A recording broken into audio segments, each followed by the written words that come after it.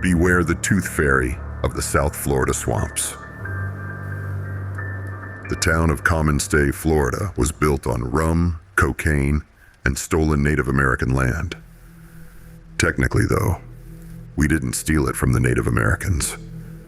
We stole it from the Cubans, who took it from the Spaniards, who originally, almost 500 years ago, had raped and pillaged and scorched the earth of the native population from the small backwoods corner of Florida that we eventually made our home. Home. Being a backwater, dirt-encrusted, kicked stray dog of a town. Common Stay had a population of less than 5,000 people and consisted of a couple of trailer parks, a few diners and dive bars scattered about, and a downtown that had a couple strip malls filled with pawn shops, beauty shops, and cash for gold places. There's also a Motel 6 on the edge of town, where the cleanest thing there are the roaches. Me and my rat-scrabbling family were part of that population of 3,500. My dad dipped a while back. Whether he was still out buying cigarettes or was actually in the belly of the crocodiles that lived in the swamps that surrounded this town remains to be seen. But that just left my mom in our family's trailer, raising all 6 of us. Understandably, I moved out as soon as I could, but not technically on my own. My cousin Mikey had a spare bed in the 1-bedroom Motel 6 suite that he was renting at a discounted rate due to an understanding with the manager. I ended up moving in with him, which led to me witnessing the understanding every night, several times a night. Wink, wink, nudge, nudge. I'd like to point out that the manager of this particular Motel 6 was my second cousin, Patricia Bernard, and Patricia Bernard was Mikey Bernard's first cousin. So yeah, I wasn't home a lot. Growing up, I had only 2 friends. Elliot and Adam were twins and were inseparable.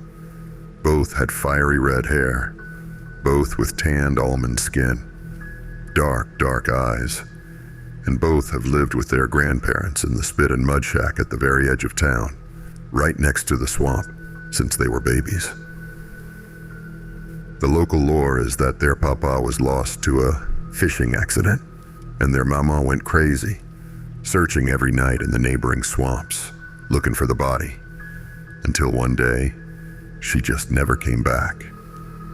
You do not go searching at night in the South Florida swamps. Despite this, Elliot and Adam were happy kids growing up in a loving and supportive household with their grandma and grandpa.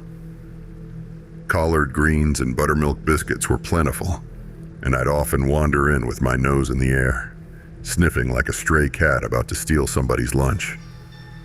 They'd feed me, and then herd us outside where we'd play for hours underneath the scorching sun. And what else is there to do in a deadbeat, 2-bit swampland town like ours than go fishing? Back then, the swamps were our friend. We'd slather on DDT, banana boat sunscreen, we'd grab bottles of Coke, handfuls of wiggling live bait, and head out into the greenery maze. The swamps were thick and alive. Twisted, gnarled branches of pond cypress fanned above us, its canopy bustling with wood storks, limpkins, lizards, and the occasional eastern cottonmouth, and thick roots from bald cypress trees would clog the water, making it difficult for us to paddle our way through. We kept one eye out for crocs always. Those bastards were notorious for sneaking up on us. That being said, I hated fishing. Couldn't stand the feeling of hooking the worm. On the off chance I managed to catch something, I'd quickly hand it over to Adam, who was eager to gut it for me. He wouldn't even wait for the fish to stop flopping.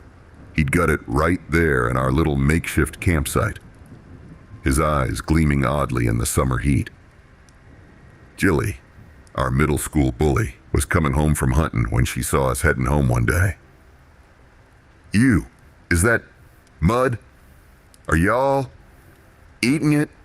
Are Sissy Brandon and the black-eyed twins eating mud in the swamps?" She wrinkled her nose at us and flipped her dishwater blonde hair. She was a grade older than us, a foot taller, and was the richest person in our backwater town because her parents owned both the general store and the town's only gas station. "Oh, eat dirt, dillweed," Elliot had yelled back. "Or you can't come to my birthday party this weekend." She flicked a piece of mud off her lip. "And I know you want to." Yeah, I chimed in softly. What she said. Because you see, round these parts, the Benoit were infamous for their parties. The Benoit family might have been as broke as the Ten Commandments, but dang the meat if they didn't know how to throw a party. I remember one. It was the twins' 14th birthday. Grandpa Benoit had managed to wrangle an old RC excavator with a claw grabber and had it set up by a giant mud pit. The kids were taking turns flinging themselves off the construction equipment, while the adults huddled around bottles of moonshine in the shed bordering the swamp. The Benoit moonshine was legendarily strong, like paint thinner strong. As you took a shot of the stuff, you could practically feel the alcohol dragging your spirit down with it to hell. To the average city slicker, a simple swig would burn holes in their stomach.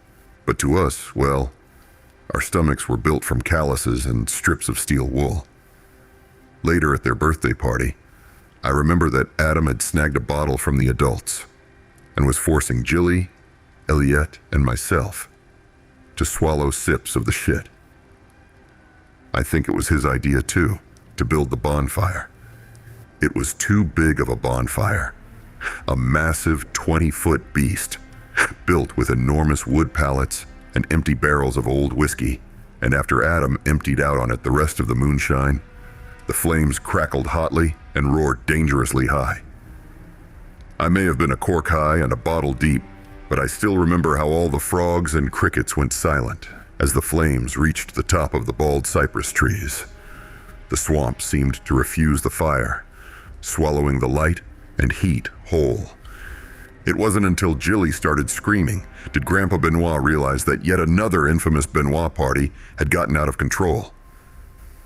Jilly was sobbing hysterically, curled up in a ball against the back of the shed. She was clutching the silver cross she always wore, and between the heaving sobs, she was muttering the Lord's Prayer under her breath. As Grandpa Benoit started to drag her to the house, she started screaming. "It was the dolls! I heard them talking!" That stopped him in his tracks. "Dolls? What dolls?" "The ones in the trees!" Her face was ghost white, and her eyes wild. Her breath was putrid from the moonshine. She pointed towards the swamp. They were whispering to me."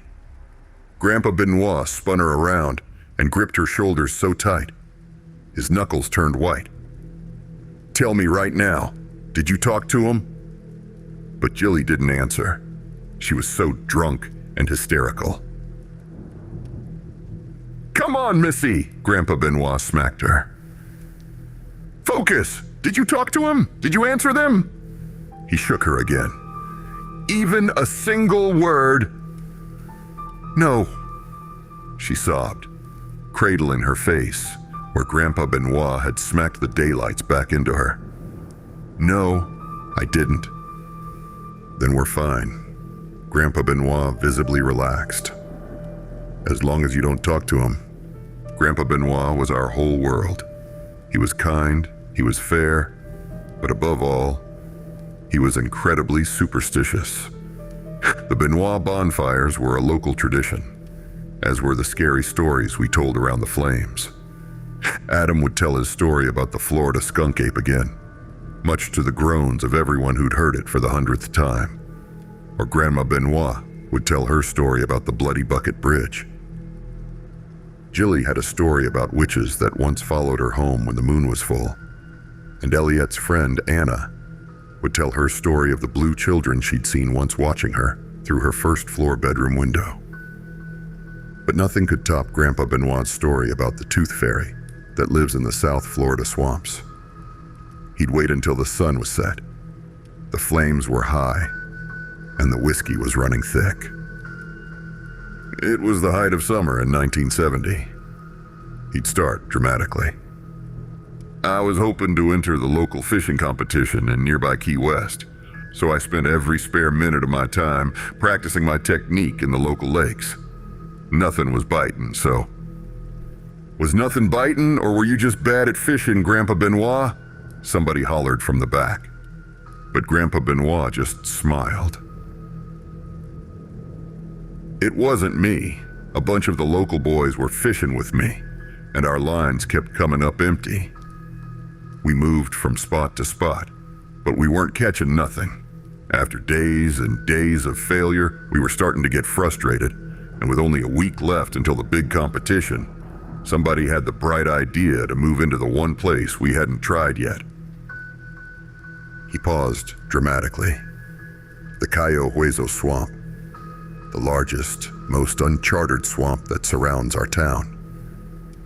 It was especially hot that day, so hot, that we decided not to go fishing until the sun had mostly set. That was our first mistake. It wasn't until the day was starting to set that we finally headed out. I remember thinking how quiet everything was.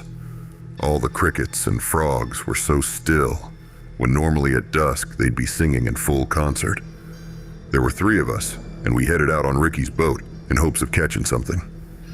We entered the swamps a little over that way. He gestured a little to his left, and sure enough, there was a small opening in the thick canopy of pond cypress trees. It was quiet on the water. Ricky kept trying to make jokes, to break the tension that was building up. I still wasn't catching anything, and frankly, I was ready to turn back. We were deeper in the swamp than I'd ever been, and just one false turn. Bam! Grandpa Benoit smacked his knee. We'd be lost out there, but Ricky refused to turn back. Said he was catching a damn fish. Said he wasn't going to lose this competition due to any redneck hillbilly superstition. Grandpa Benoit shook his head. You see, there's a saying round these parts. The fire crackled in his paws. Don't take what the swamp doesn't want you to have, or you'll lose something you love. It had been 5 hours at this point, and me and Jean were ready to go home. But Ricky wouldn't go. Not without casting one more line into the water. And despite our protestations, he dug into the bucket of worms, hooked 2 of them, and threw the line far out. There it sat, floating gently in the water rippling faintly in the moonlight. Then suddenly, it bobbed. The campfire was silent. Ricky went wild, saying things like, "Looky here, boys," and "You chickens were ready to run on home," and "Who's gonna be the winner now?" And he was yanking on that line. But whatever was on the other end was fighting hard. He tried to get me to pull it up, but I wouldn't touch it. Then suddenly, the fighting stopped. The line went slack, and it drifted to the surface. Grandpa Benoit paused. It was a doll. A small, porcelain, dark-eyed, black-haired doll.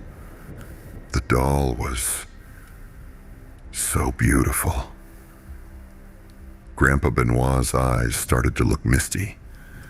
I remember thinking how sad it was she was in the water.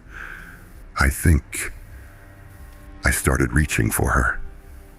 He paused, when suddenly Ricky grabbed my shoulder, hard. "We need to go. Now," he said, his eyes wild and terrified. I looked over. Jean looked dazed as Ricky suddenly turned the floodlights on. He grabbed a paddle and started to turn the boat around. I felt drugged. But we hadn't made it 2 feet before the boat hit something. The jolt nearly threw us overboard. It tossed all of us to the floor, and our fishing equipment went everywhere. Some of it splashed into the water, including Ricky's lucky Swiss Army knife. His papa had given it to him, and after he'd passed away last summer, Ricky didn't go anywhere without it. Ricky grabbed the light and shined it on the water where it had fell. I held my breath. Grandpa Benoit leaned back, his face thrown into shadow. Goosebumps crawled up my arm. There was something else in the water. It was a woman, Grandpa Benoit whispered. That's what we hit. Or at least I thought it was a woman. You see, the thing was almost totally underwater, except for her eyes. And she was looking up at us, watching us. I heard Joan whispering. I looked back. He was muttering the Lord's Prayer, and I had noticed that he'd wet himself.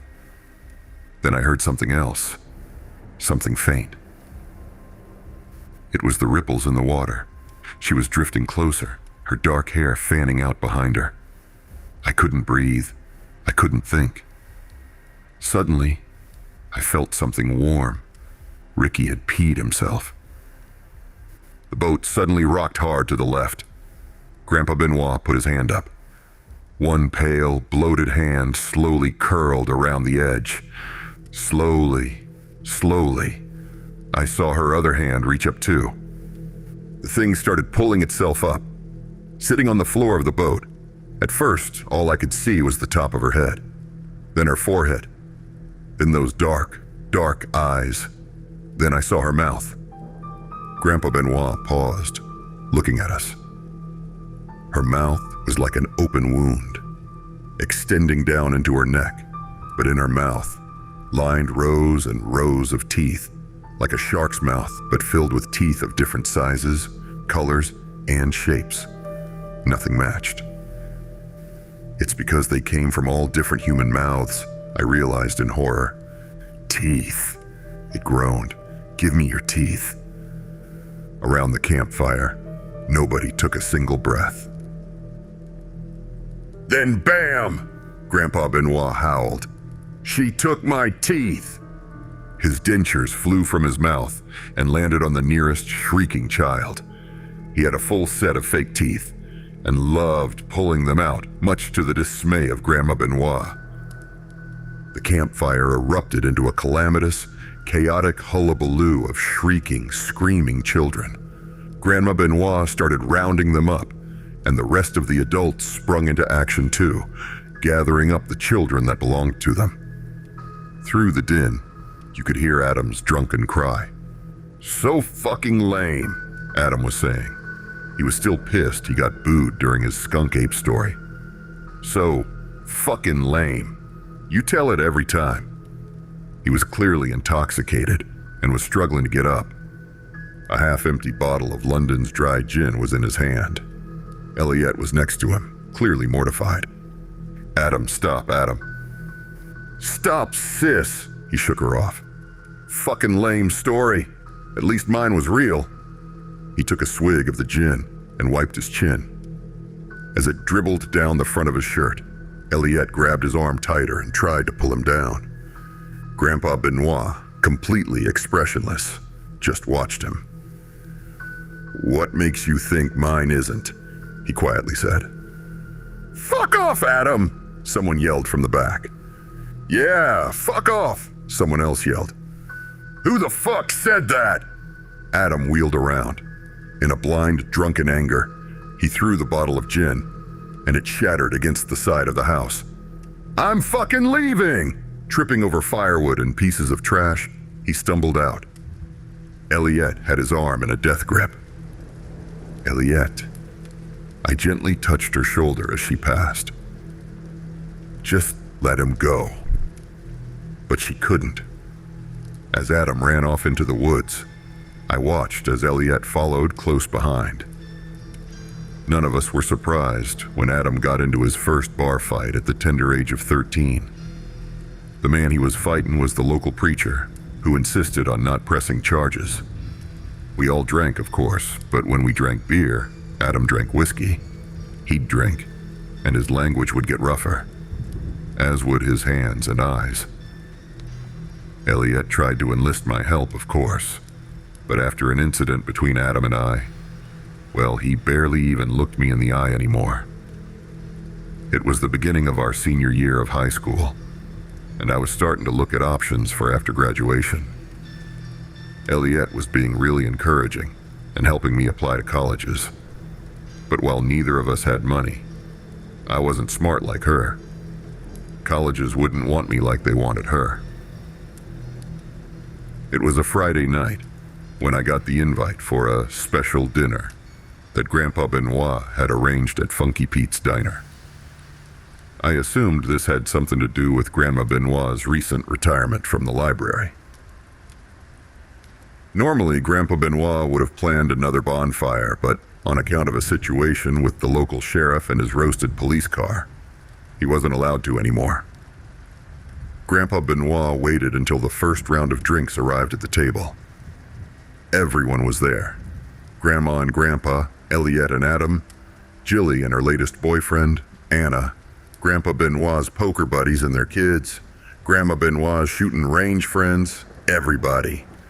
Grandpa Benoit's Diet Coke had come in a plastic cup, but he held it high anyways and dinked it with his fork.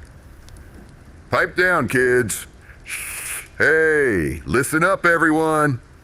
Grandpa Benoit pointed his fork at the end of the table. "Billy, hush your mouth. I see you chatting. I've got an announcement to make." Grandpa Benoit cleared his throat. "I'll keep it brief, considering that they just put the drinks down, and I know that's why y'all are really here." Grandpa Benoit pointed his fork at Elliette. "I'd just like to say how proud I am of this one. As of this morning, she has just received an early acceptance into not one, but 2 colleges." Shocked, I was stunned into silence. Why didn't she tell me? The table erupted into cheers. "Both with full scholarships, too." I looked over at Adam. The look on his face was thunderous, murderous. So I guess she hadn't told him either. Adam suddenly shoved his chair back and stormed out. All the framed, signed pictures of Betty White, Elvis, and John Wayne that lined the walls shook as Adam slammed the front door shut. Elliette was at the other end of the table, pain in her eyes, as she watched Adam storm out. But I got up to give her a hug. After all, I could understand why she wouldn't have told me. Living in a town like Common Stay, Florida feels like you're slowly sinking. Like Venice and the rising tide. Only nobody can see the water that's slowly creeping up. The waters pool at your door, at your feet, and slowly breach your throat, your face, until you're fully engulfed. I'm not sure when I first felt the waters. At what point did Common Stay start to close its fanged jaws on my life? But all I know is that Elliette is getting out. And no matter how hard she tried, she couldn't get me out too. Around 10 o'clock that night, I got a call from the owner of Hosed, the local downtown dive bar. It was Adam. He'd gotten himself thrown out. We were still at Funky Pete's celebrating, because at this point Funky Pete himself had joined in on the festivities too. But I left to go pick him up. I found him crumpled up outside, a bag of frozen peas taped to his face. The bag was stained red with his blood. "Adam." I gripped his shoulder. No response. My heart quickened, and I shook him a little harder. "Adam. Adam. I'm fucking awake." "Phew. Sorry. Thought you were dead for a second." I put one of Adam's arms around my shoulder. I pulled him upright, and together we stumbled over to my truck. "Not dead." He slowly peeled open his eyes. "Hi, Brandon." "Hi, Adam." I hoisted him up and threw him in like a sack of potatoes. "I need to get you home." Adam scoffed. "Nah, let's stay out." His blurry eyes focused on me. They looked wild. "I've got Morgan in the truck." I sighed every time. "I don't think your grandparents would like that. I don't think Elliette would like that either." but I saw Adam physically flinch at the sound of her name. Fuck Elliot. Fuck my grandparents too. Come on, Adam, don't. No, listen. He grabbed my shoulders hard. His red hair was wild tonight. The stiff, wiry curls were sticking straight up. Someone had done a real number on his face. His left eye was almost completely swollen shut, and his right eye had a spiderweb of broken, red capillaries. They looked manic, wild. The pit in my stomach felt heavy. Elliot's fucking leaving, okay? She's leaving us. You can't leave me too! His grip tightened on my shoulders. I wasn't a small guy, but Adam was easily over 6 feet tall and played offensive tackle for the football team. I don't think I could be here without you. Dude, come on. I propped him back up. He was so drunk he kept sliding off the seat. You'll be fine. You've got friends. Plus, it's not like that. Not like what? It's not like that. Fuck. At least, not with you. I was so tired and so irritated it just kind of slipped out. Fuck, Adam. I'm sorry. But Adam reacted like I knew he would. Fuck you. He shoved me aside. And fuck you, too. He wheeled around as I fell to the ground. You think I can't hear you? Talking shit? Adam, who are you talking to? We were in the back of the empty parking lot, behind the bar. A couple of beat-up station wagons were parked in front, but their owners were still inside drinking. He pointed behind me. I'm talking to those fuckers who have been whispering this entire time. He flipped 2 middle fingers up. I can hear you. I looked around, confused. No one. The only thing back there, besides the end of the parking lot, was the swamp, which... My blood suddenly went cold. Adam, I said quietly, looking at him. Who's whispering to you? Adam pointed at the trees. Them. I looked back. Out of the corner of my eye, something white darted out of sight. It was around midnight when I finally dropped him off at home. The Benoit's house was quiet and dark, so I tried my hardest to keep Adam quiet, as I unceremoniously dumped him on the living room couch. I thought about just leaving his ass on the front porch, but decided against it. I was heading out quietly when suddenly I noticed a lit cigarette floating in the darkness on the front porch. Fuck. I'm sorry. Did I wake you? I sighed. No, Grandpa Benoit said. Just waiting for this one to make it back. What happened this time? I sat down heavily next to him. It was quiet except for the crickets and the frogs. The usual, too drunk, bar fight. Didn't get in my car. Then I hesitated. And it's probably nothing but... But what? Well, he stated, feeling dumb. Adam talked to the trees. Grandpa Benoit's face went still. Suddenly, I felt my stomach twist. I felt like I'd gotten him into even more trouble. Look, it's probably nothing. He was just drunk and... He was talking to the trees? Yes. There was a chill in the air I didn't like. In the dim light on the porch, I could see Grandpa Benoit watching me. The wrinkles around his eyes and lips deepened as he took a long drag of his cigarette.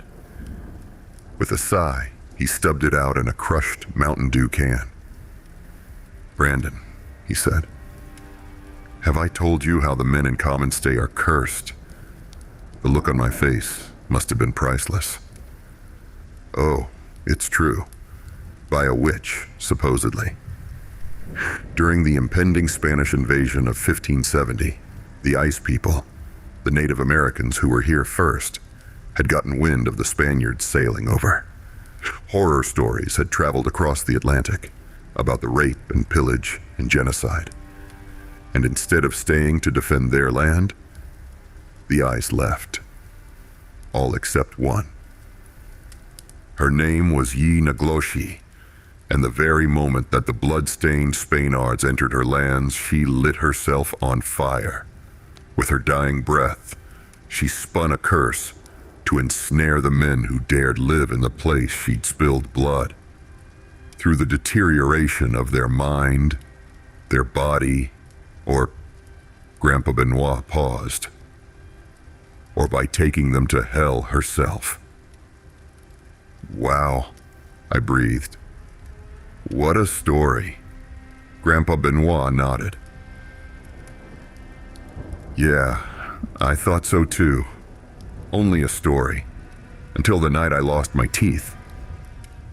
I felt my blood go still.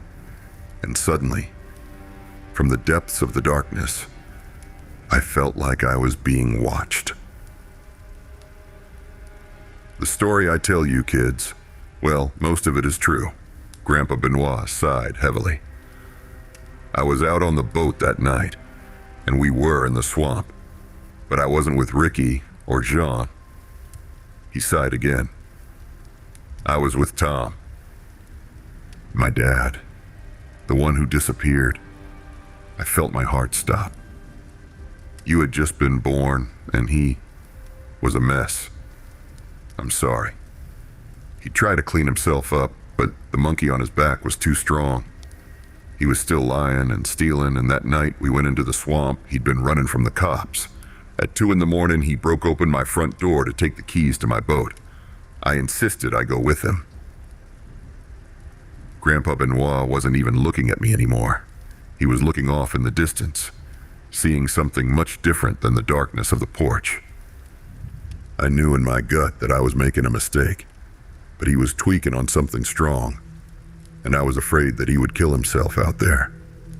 We went deep into the swamp to hide. Too far. I kept telling him to slow down, to stop, but the demons in his hands kept pushing him further. Before I knew it, we were lost. That's when Tom hit something hard. It actually tore a hole in the engine bay, which leaked gasoline in the water. I remember feeling woozy and hazy from the crash and thinking how pretty the gasoline was, like rainbows floating in the water. In the midst of all that spilled gasoline, a doll floated to the surface. A small, dark-haired, dark-eyed doll. Then another, and another. A tear ran down Grandpa Benoit's cheek. Then another. We were surrounded by him. Tom was sobbing, saying how we were gonna die. That's when she floated to the surface too. 2 black eyes watching us from the water. Tom lost it, started hysterically sobbing, screaming to the high heavens, asking her, pleading with her. The whole time I kept telling him to be quiet. Grandpa Benoit was crying harder now, tears running silently down his cheek. That you're giving them power when you talk to them. Only her eyes were above water. As Tom talked, she drifted closer. Then she stood up. I closed my eyes, picturing the description Grandpa Benoit always told. A horrendous mouth, open like a gaping wound. With rows and rows of human teeth, she collects from her victims, circling down into her throat. "Give me your teeth," she whispered. At that moment, in Tom's insanity, he lunged at her with a knife. Grandpa Benoit growled. "Fuck, I didn't know he had one. Didn't even see him pull it out. But the fucking moment, the second he did, she bit his arm and dragged him under." Grandpa Benoit had to stop there. He was crying so hard. I felt my heart breaking, watching as he sobbed. "I'm so sorry, Brandon. I didn't stop her. but I thought I was going to be joining him down there shortly. I wasn't even surprised when I saw those black eyes again, not 5 minutes later. Except she didn't drag me under. Instead, she handed me Tom's knife. And she looked at me. And then, in a sudden, horrifying understanding, I knew what she wanted. And using Tom's knife, I started to dig the first tooth out of my mouth. Then another. She watched me do it, and she fucking smiled. Grandpa Benoit wiped the tears from his eyes. The next thing I remember is blacking out from the loss of blood and waking up on the road to someone calling 911. The darkness sat heavy as we both sat there silently. We sat there until the sun came up, without saying another word.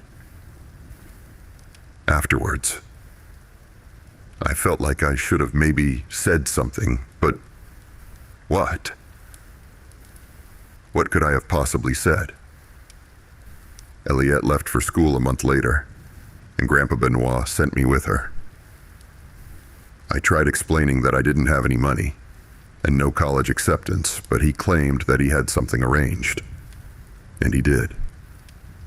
I managed to get a job at a local hardware store and lived in the small studio apartment above the shop. Before I knew it, 20 years had gone by since I left home and never looked back. I was at peace with my life and felt like I had put the worst behind me. Until yesterday. I had just gotten home from the grocery store, still in my yoga clothes, to find a postcard sitting on the front stoop of the classic brick townhome I lived in. It was late and dark, and I carefully picked it up without dropping all the bags in my arms. It wasn't until I had flipped the lights on in my kitchen that I was able to read what it said. "Come and stay in the beautiful town of Common Stay," it said. I flipped it over. I felt the groceries drop from my arms. The eggs that I had planned for tomorrow morning's veggie omelet cracked next to my feet. I'd recognize that handwriting anywhere. It was a series of 10 digits, a phone number. The postcard was signed with love from Adam Benoit. Do I give him a call? Aha! You survived the story. Think you can handle how deep, dark, and disturbing the rabbit hole goes? Click on the playlist and let me know in the comments where your breaking point is.